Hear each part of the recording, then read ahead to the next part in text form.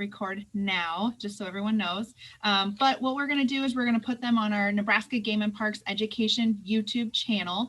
So we do have the one up from yesterday, and then maybe give us a few hours after this one, but it should be up this afternoon. This one will be. So my name is Monica McCoubry. I am the Wildlife Education Specialist for the Nebraska Game and Parks Commission. I am here in Lincoln, and Allison Zock and I, she is with the university, and I'll let her introduce herself too.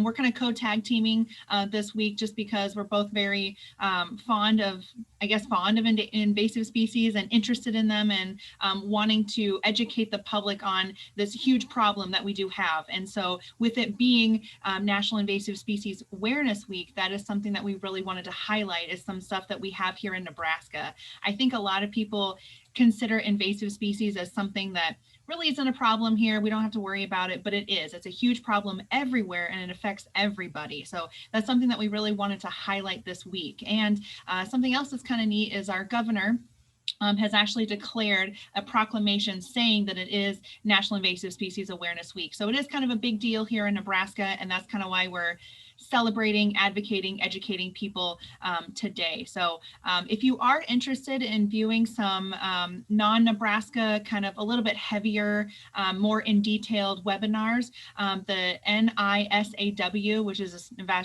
National Invasive Species Awareness Week, they're doing a series of webinars also every day this week. Today, I think it's about the federal updates and the agency updates. So it starts at 1 p.m. And when Allison starts talking here, I'll put that information in the chat. So if anyone is interested in getting a little bit more in-depth information, that is also happening every day this week. So I will go ahead and hand it over to Allison. Again, thank you for joining us. If you have any questions while we're talking, please feel free to use the chat. We'll get to them as soon as we can. And then at the very end, we'll also do a little question and answer session. So I'll go ahead and hand it over to Allison. Thank you everyone for joining us. Great, thank you, Monica.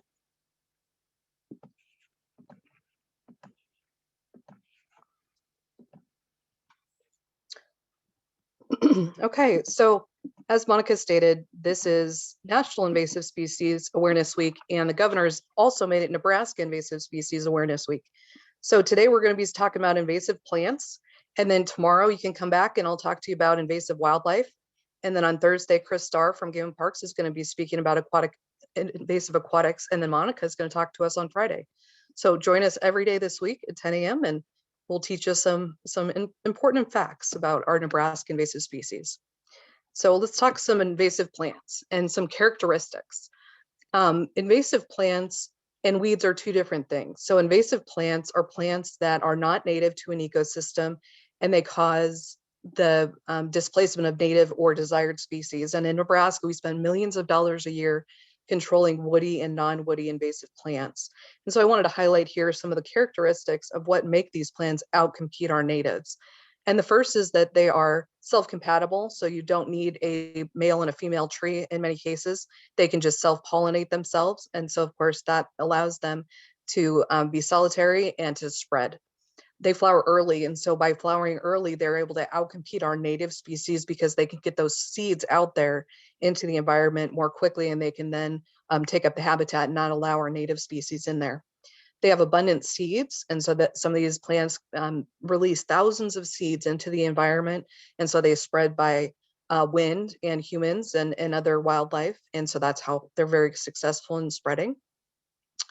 They disperse seeds widely, and so they use birds and wildlife and wind and also human activities to spread. They grow very rapidly, and so that gives them the ability to be taller and to not be shaded out by species, which gives them an upper hand against our natives. And they spread asexually, and they're strong competitors. And so an example of an invasive tree that really embodies this is the tree of heaven, and it's pictured here on the right. And it's anything but heavenly. This is kind of how we see it in urban areas. You'll see this is literally growing out of a crack of the cement. And so when they called this the tree of heaven, they kind of just said how kind of amazing this tree is, because it can grow out of a crack of cement, or even go below the cement and make its own crack in the cement. And so this tree can produce seeds within 2 years. You can see it has lots of seeds on the tree. and it grows very quickly. And so we have a lot of problems with these plants in an urban area, but also a lot of people identify these as sumac. And so we see these a lot in our natural areas as well. And so people kind of think they might be sumac, but sometimes they're tree of heaven. And so this is a species we want you to become aware of and to control it if you do have it kind of going rogue on your property. So an important thing about invasive plants is that they're going to displace our wildlife habitat by creating monocultures. So this is Japanese silkgrass here, and you'll see on the understory here, you just see this one kind of grass kind of invading.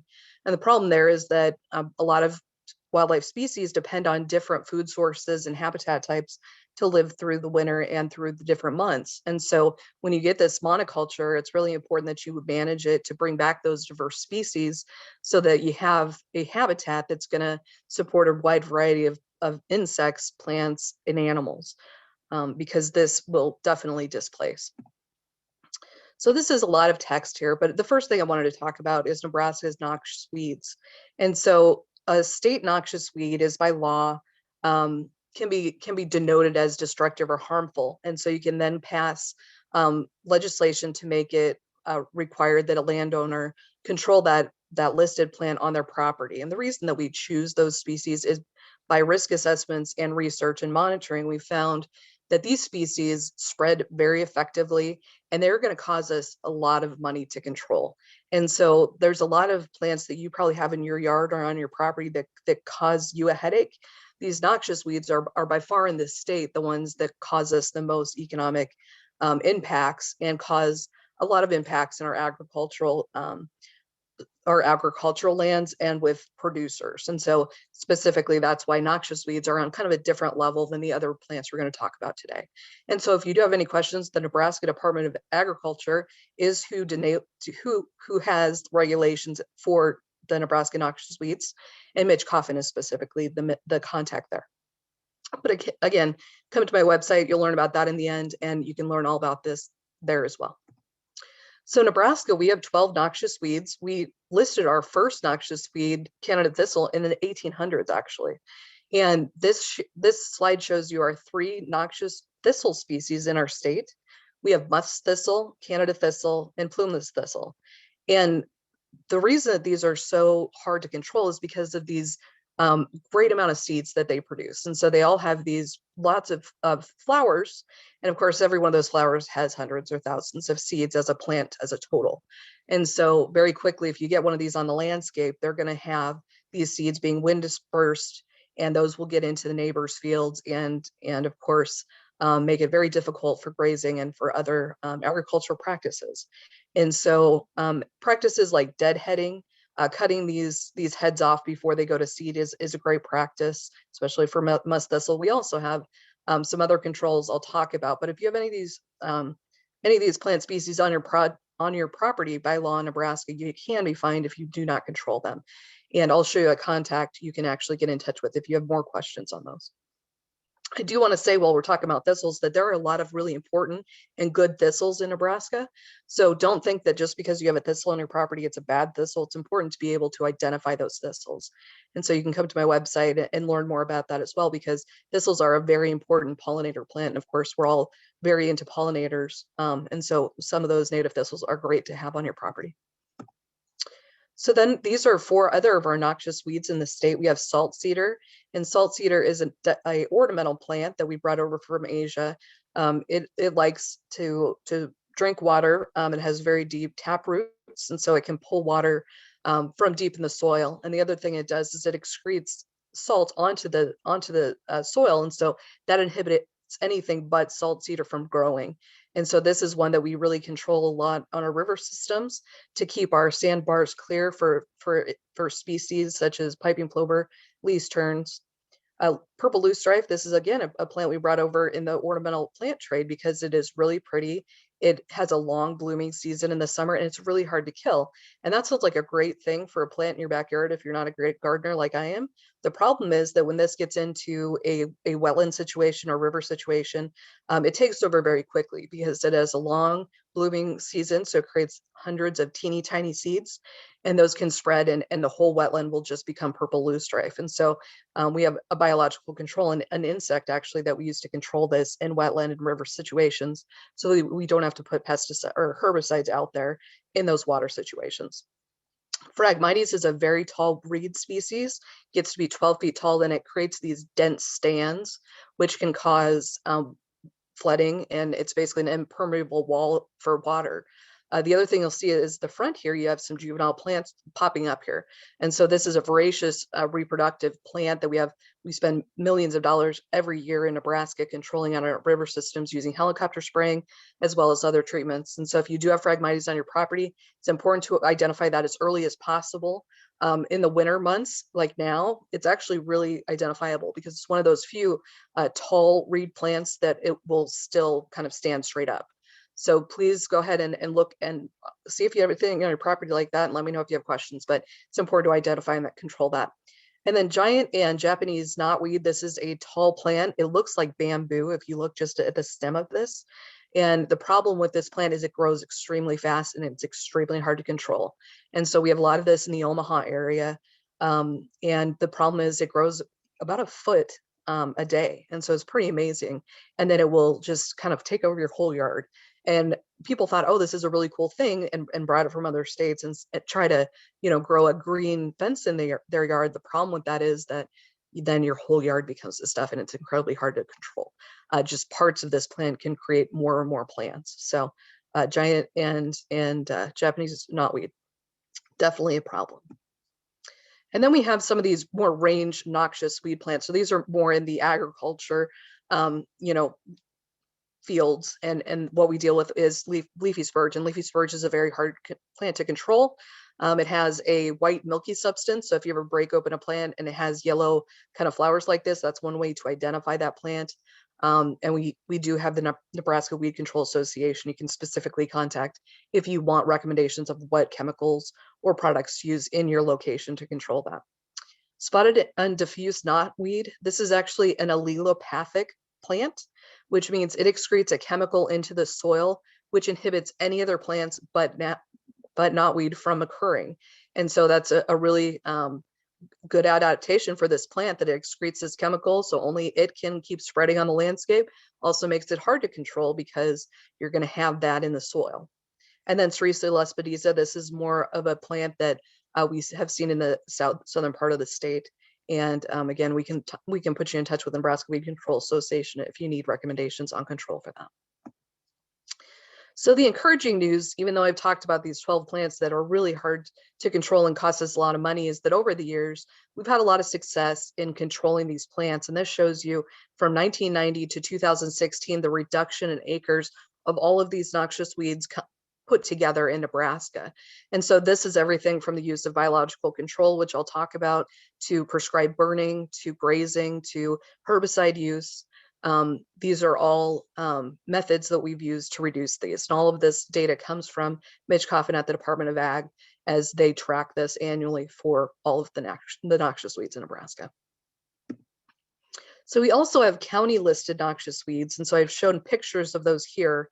And you've probably heard of like field bindweed. And so these specific noxious weeds are only noxious, or you can only be fined for having these on your property in certain counties. And so you can come into my website to see those specific counties, but things like common mullein, you've probably seen as well. And so these are species that, can take advantage of disturbed areas. And so something you can do if you do have these species on your property and you're in one of these counties where these are regulated, is to contact your weed control authority, and they can definitely help you with what management options you have and what they would recommend for you. So one thing I want to turn your attention to is our Nebraska weed watch list. And on the right here, I have a picture of what that list looks for a short grass prairie ecoregion, and it lists the counties there. And so in Nebraska, what we do is we have this annual list of plants that we put together to then give the Nebraska Weed Control Association. So every county has a weed control authority who goes and does surveys to identify noxious weeds or problematic weeds that are on this weed watch list, so that we can quantify if these specific plants are spreading in those specific counties.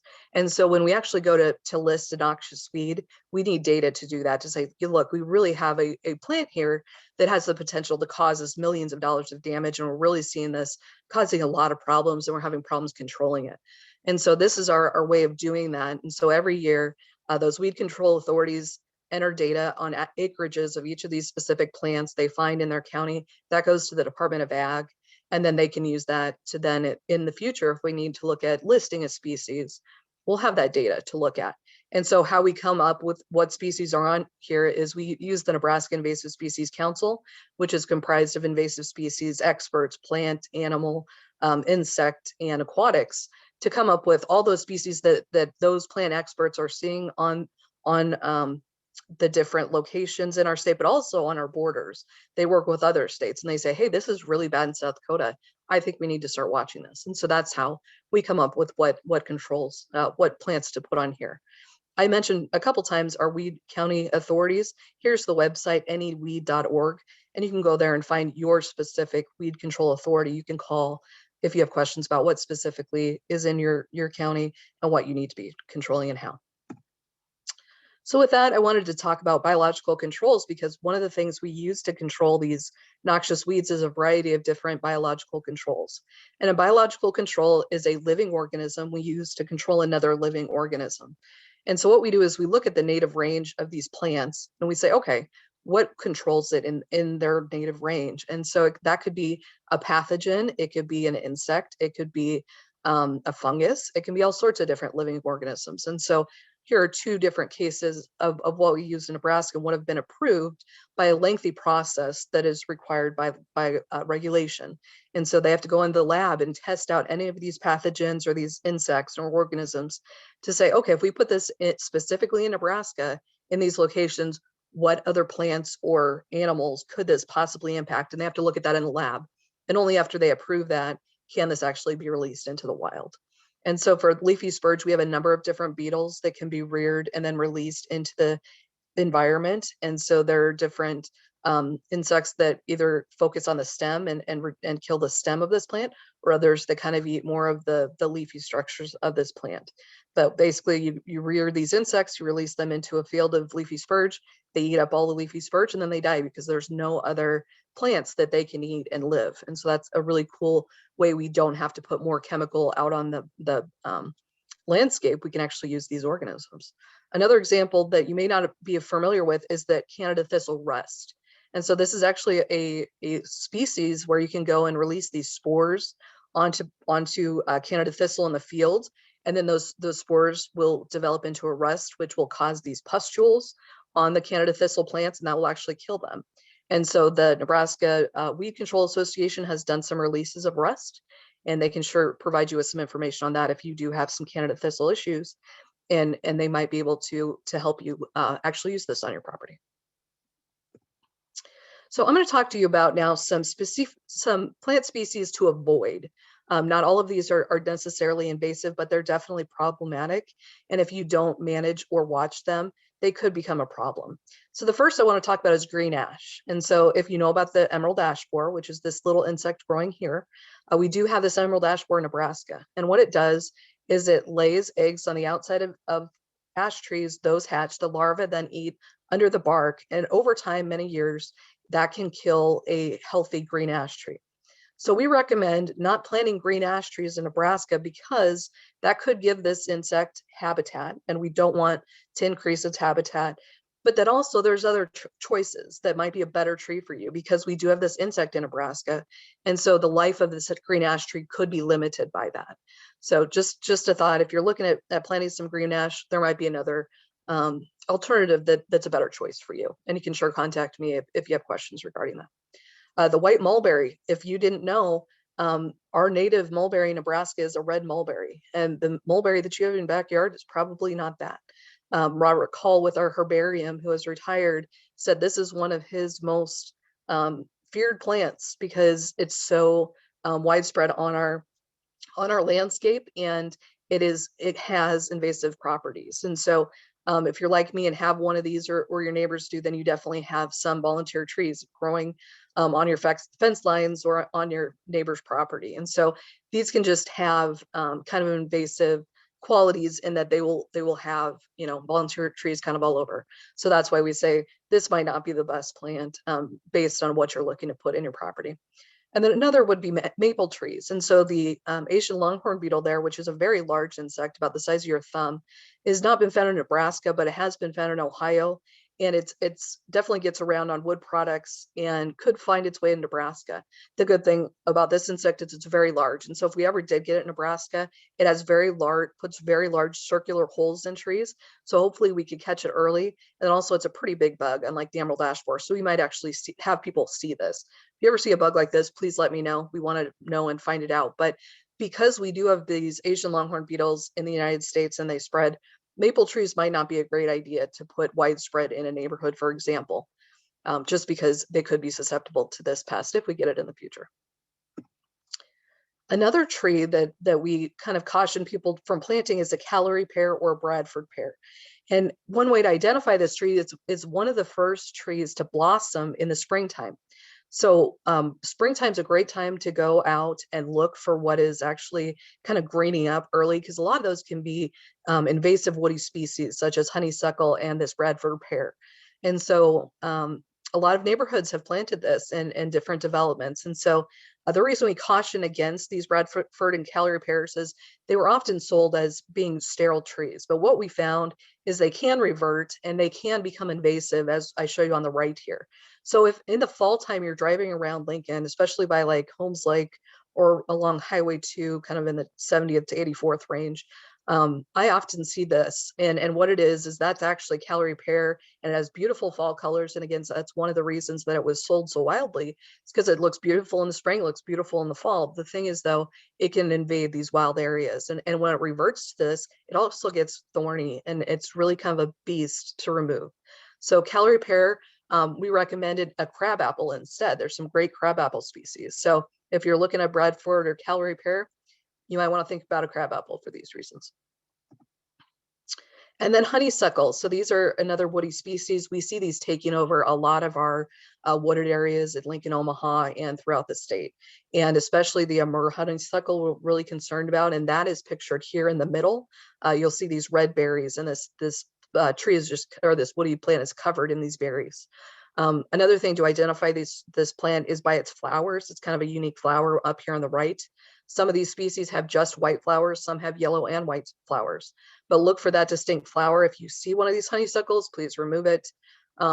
Again, we're having a lot of issues with these, and we definitely don't want to put more of these on the landscape because they have the ability to spread because they have so many of these berries, and wildlife, you know, birds can spread it all over. Autumn olive. So autumn olive is another plant species. If you see on your property, we urge you to watch it and to control it if it does start spreading.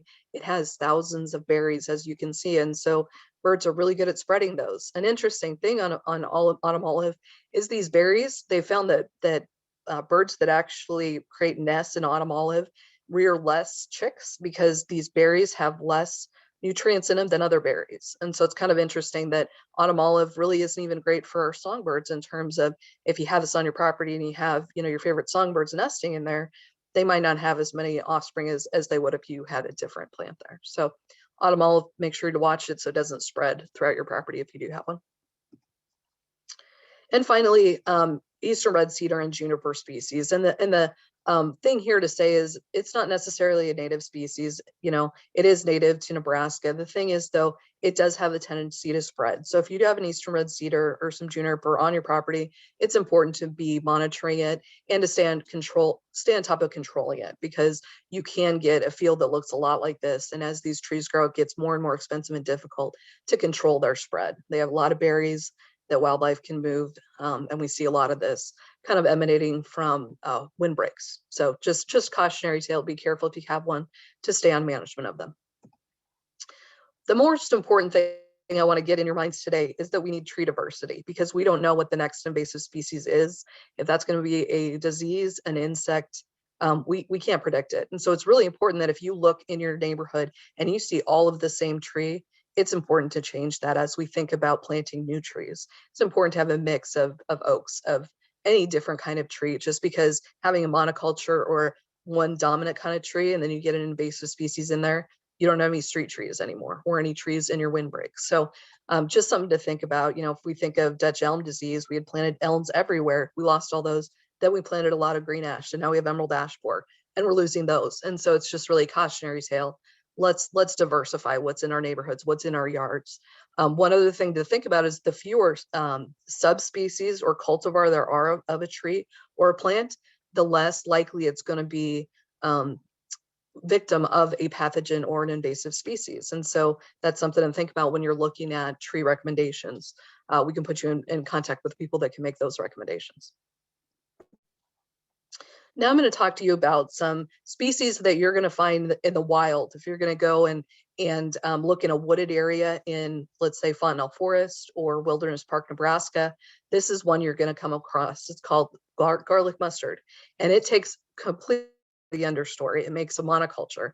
And this is another example of an allelopathic weed. And so it too releases chemicals into the soil, promoting just its own plant. So nothing else will grow. It's just all going to be garlic mustard. And so you'll very quickly have the whole understory of these wooded areas being garlic mustard. Another thing about this plant is it likes to grow in shade. So unlike a lot of our native species, which kind of can have a hard time growing in shade and thriving, this takes that niche and really grows upon it. Each one of these plants has about 600 seeds, and they can catapult those about 10 feet away from it. So that's another way where it very quickly can spread itself throughout a forested area.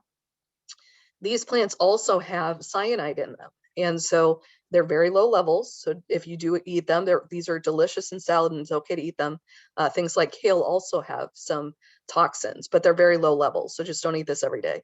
But garlic mustard is toxic to some butterflies. And so if you have a butterfly that lay eggs on those caterpillars can then eat this plant and die. So this is a plant that wildlife are not going to like to browse and help us control either. So garlic mustard, there's a lot of hand pulling that goes on in our parks to control it. And so if you see this in your yard, please pull it, please control it, because it will really kind of take off.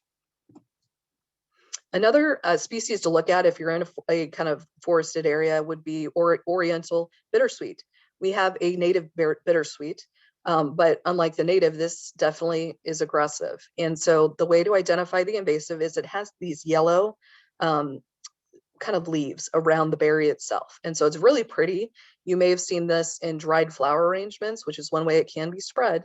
But Oriental Bittersweet, the problem with it is on the right here, it will take over everything. It's a woody vine. It can be heavy, and it will actually wrap around the trunks of trees. It can strangle and kill trees.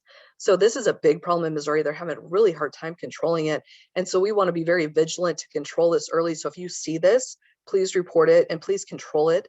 And if you need recommendations on what to do to control it, we can sure help you out with that.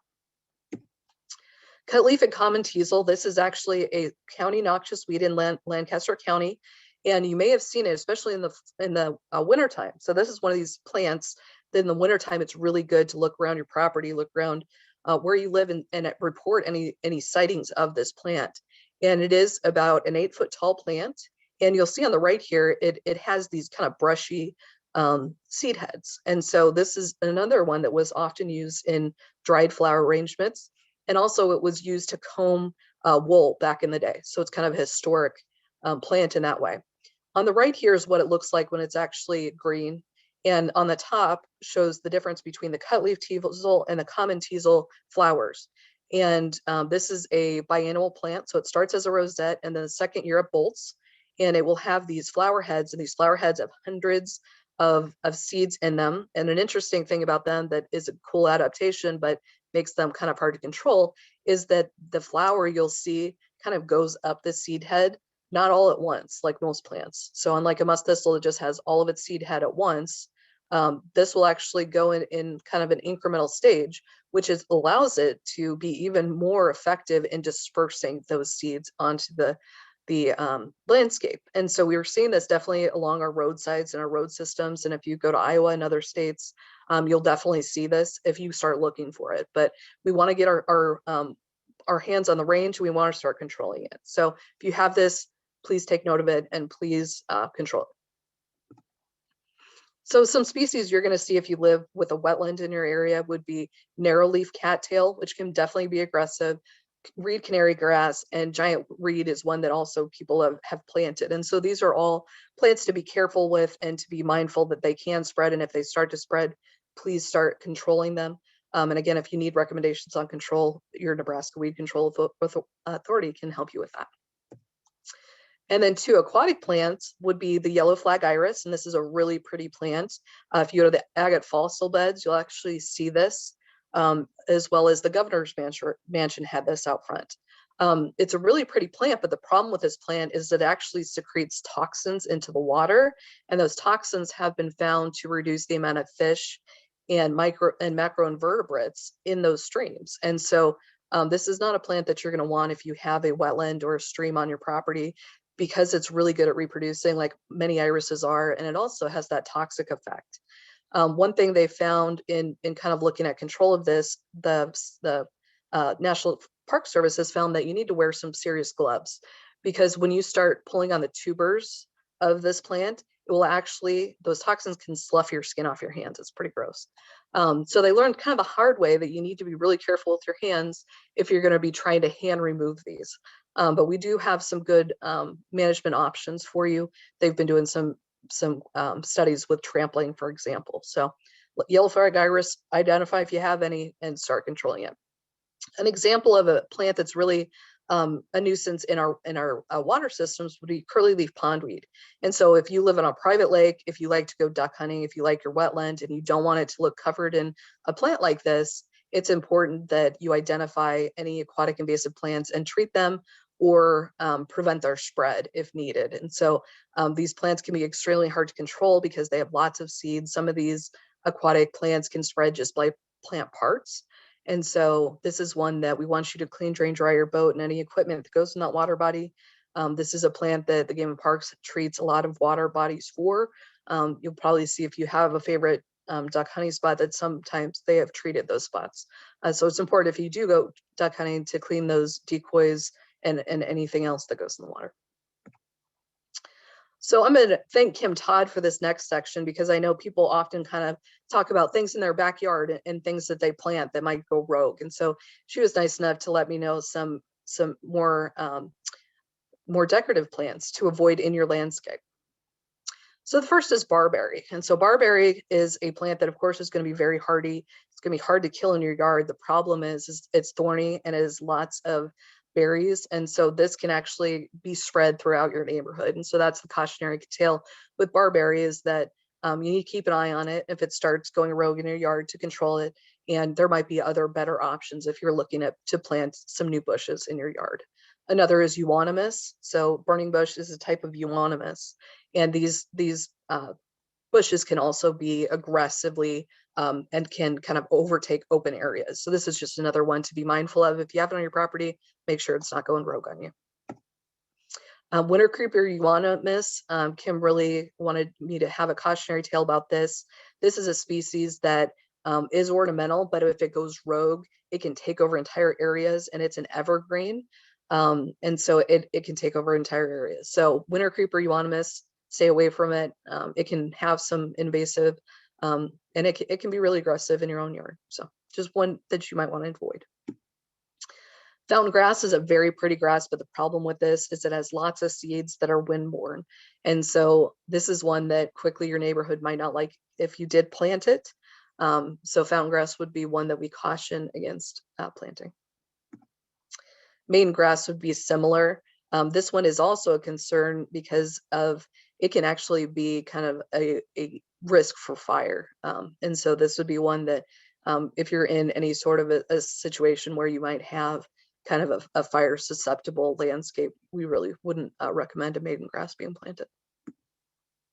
And bloodgrass. Bloodgrass is a really cool kind of ornamental, and the red bloodgrass cultivar can be less aggressive if you get a green bloodgrass, Japanese bloodgrass.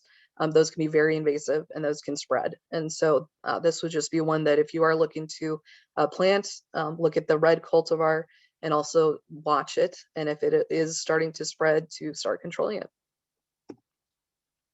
Ribbon grass is a very pretty grass, but it definitely has the way of spreading within a landscape. And so that would be one to caution away from. And then Horsetail Rush, if you're familiar with scouring rush, which you can actually find in agricultural settings, which is extremely hard to control. These are plants that go back to the age of the dinosaurs. These are prehistoric plants that have had millennia to kind of adapt. And so these are incredibly hard plants to control. So they are really cool looking. And so it's kind of a trendy thing, you know, a more modern landscape in urban areas. The thing is though, that they can spread by spores. And so they could get in a water system and spread to another area. So that's the cautionary tale for Horsetail Rush. And then false aster. So sunflower species, you know, as they can be important for pollinators and can be important bird seed producers, they can also be pretty aggressive. And so specifically false aster might be one that there might be another plant to choose. If you do have this, make sure you just watch and control. If it starts invading other areas, definitely want to be on that to control it. Oxeye daisy, one that will definitely spread by rhizomes in your yard. And so if you plant this in one area, you will have this in your entire flower bed eventually. And if that's what you want, that's what you'll get. And it'll also probably grow in your grass. But this is one I myself have, and I, you know, struggle with it every year. But so just one to be mindful of, that if you do plant it somewhere, it will definitely spread. And again, sunflowers, there's a variety of seed mixes for pollinator plots that will have sunflowers. It's kind of important to look into what those species actually are and to see if there are any concerns about those invasive species being in those seed mixes, because sometimes what's in that seed mix is not going to be conducive to what you want in your yard. And then common daylily, this can be one that can definitely spread like many lilies do. They have tubers. And so if you don't stay on top of keeping this contained in an area, you will have the whole side of the roadside be common daylily. So it's fine if you want to keep it, but you're going to have some definitely monitoring that you're going to want to do and not let it go rogue, because you're going to have entire areas that are going to be hard to kill once they have been established.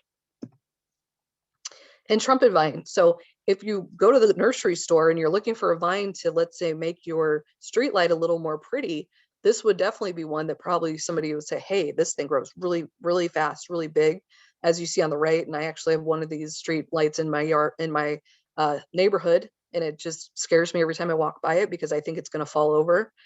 This is an extremely heavy vine because it's woody, and sure, it's going to grow fast and it's going to be pretty, but it can, you know, it can be heavy and could actually topple that.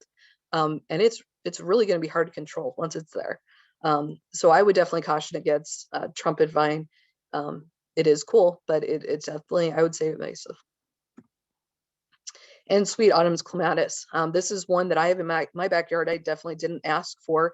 And if you drive down, let's say like Pinewood, if you drive by South Point, you'll definitely see some houses that are on that road that have this in the summertime. You'll see it on their fences, and it's pretty distinct looking white small flower. It smells good. The problem is it has thousands of seeds that are very good at being windblown everywhere. It's kind of similar to a milkweed seed. And so if you have this in your yard, everyone in your neighborhood will have this. And so it is important, if you do get it, to control it, and your neighbors will thank you for it. So with that, let's watch a video on what you can do to prevent the spread of of invasive plants. Stopping the spread of invasive species is quick and easy. Here's how you can prevent invaders like these from taking over our natural areas. Start the day with clean shoes and gear, and keep a boot brush in your backpack. Remember to stay on marked trails, and when you're done for the day, clean your footwear with a brush or at a boot brushing station. Remove seeds and burrs from clothes and gear. Our four-legged friends have a part to play too. Clean any mud and seeds from pets before packing up. For horseback riders, feed your animal certified weed-free hay 3 days before going on public lands. Before and after you ride, Check and brush the mane, tail, legs, and gear for seeds and plant material. And clean your horse's hooves before leaving the site. If you ride bikes, boats, or ATVs, use water, compressed air, and/or a brush to remove mud and plant parts. Make sure to get the tires, fenders, running boards, and hulls.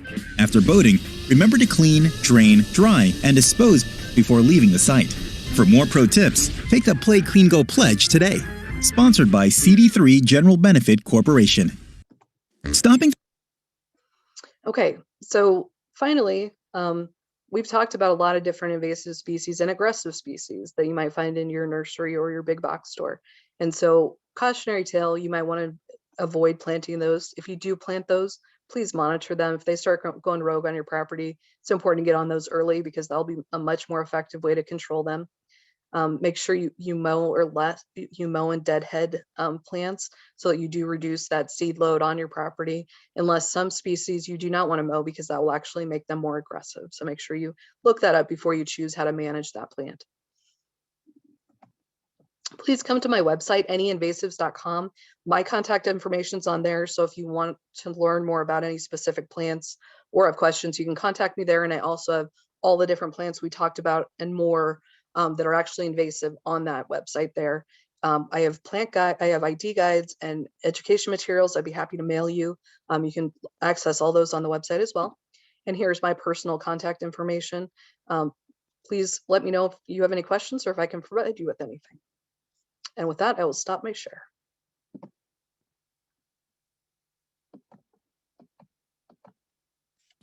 Thank you, Allison. That was great. If you also maybe want to put your information in the chat, just because I know some people yesterday missed it when they were trying to write it down. They didn't get it quite all Sure. down yet. So we had a couple of questions.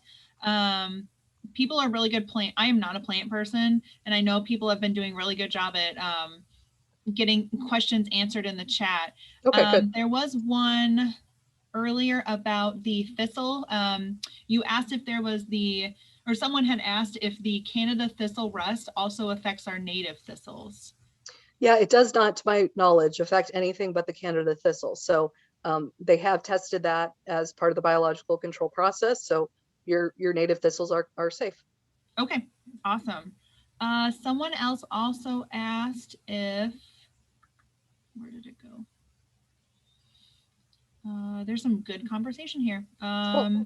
Oh, someone also asked, is there a native rush plant? A native rush? Yes. Yes, there definitely are native rush plants. And if you want to learn more about those, I'd be happy to point you to those. Awesome. Otherwise, I think that was it. A lot of people put some good resources in the chat too. So if you were listening and haven't looked yet, there's some good, Heidi put in some really good Amazon books and things like that you can get, or some free resources where you can find native alternatives to pretty ornamental plants. So we all love our native pretty ornamental plants. They're very cool. They grow nice and they look nice. But also, like Allison said, remember to plant those native species as well, because that is something that is really going to help. We also have some people have been putting information about some aquatic resources as well. Christopher Starr, who is our AIS person, or aquatic invasive species person for the Nebraska Game and Parks Commission. He's located here in the Lincoln office. He will be talking on Thursday about aquatic invasive species, but he's also a very good resource for aquatic plants as well. So he put some good a good website in there for both ID and some control methods. And then he also put his contact in there if you have any questions about what is this invasive species, is this an invasive species, what is this? He put his email in there as well, which is just ngpc.ais@nebraska.gov. And then Allison put hers in there. Someone also wanted to know if there's any good iPhone apps or just apps that we could recommend that we would use as a guide. Yeah, there are some great apps. And it's not coming to my mind right now. But there is one that the Nebraska Lancaster County Association uses that they really like. So please email me and I'd be happy to let you know that. And Monica, I can send you that once I find out what it is, if you want to blast it out to people too. There's a great app that's great. And then I think it is Plant Snap. Yeah, someone said Plant Snap. Yep. That one's good. That's good. Someone mentioned that they see a lot of dense strands of what they think are Phragmites around the Fallbrook location. Surely these must have been reported. You never know. A lot of people don't know plants, and a lot of people might just think, someone else reported it. There is a really good website on Allison's anyinvasives.com, report a sighting. So I think it's just like a contact form that you can fill out. And then Allison, you can talk a little bit more about that. Yeah. Feel free to, send me an email with a picture, or on the website, report a sightings right on the top on the far right. You pick your species or just put other and type it in, and I can refer it to whatever county official I need to get out there and identify it. And if you think somebody else has already identified it, go ahead and report it again. And again, go to that anyweeds.org, and that you can actually find your county weed control person, and that would be the specific person you can report it for. But just email me as well, and I can get it to them too. Awesome. I think that's all the questions that we have, but if any of you would like to watch that invasive species, the national federal updates one today, that's 1 o'clock. I did put it at the very beginning of the chat. I can go ahead and put that in. It is free to attend, but does require registration. So there's that again for any of you that are interested. It's 1 o'clock Central Time. So be sure to register for that if you are interested as well. And then please tomorrow join us for with Allison. She's going to do our invasive wildlife species. So talking about that in Nebraska as well. So 10 a.m. Central Time, same time tomorrow, but be sure you have to register for that one as well. If you would also like some more information, we have some great social media posts that are going out on the Nebraska Game and Parks Commission main Facebook page or the Nebraska Wildlife Education Facebook page. So we'll be highlighting a lot of that today. And then tomorrow we will do wildlife species. So if you have any other questions, you can go ahead and put them in the chat. We'll stay on maybe another minute or so. But thank you guys for joining us today, and hopefully we will see you tomorrow. Thank you, Allison. Thank you. Thanks, everyone.